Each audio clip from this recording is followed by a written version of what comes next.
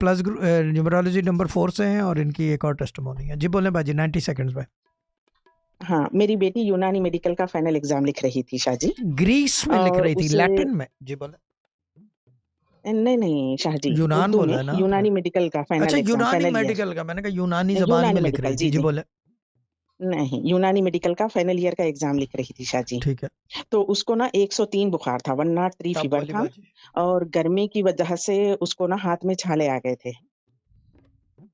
तो एकदम से वो रोने लगी, क्योंकि हैदराबाद में सेंटर नहीं था उसका, कहीं और सेंटर पड़ा था।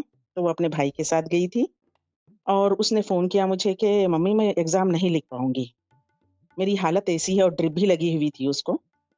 तो मैंने बोला बेटा एक काम करो आप, कि 19 मरतबा बिस्मिल्लाह कंटिन्यू पढ़ती रहना। और उसने 19 मरतबा कंटिन्यू बिस्मिल्लाह पढ़ी शाहजी, और वो फर्स्ट क्लास कामयाब हो गई और अब इंटर्नशिप कर रही है क्या अल्हम्दुलिल्लाह। बात है, अल्लाह ताला ब्लेस हर। नाम? सैयदा फरीहा सखलैन। अल्लाह ताला ब्लेस हर, गुड है।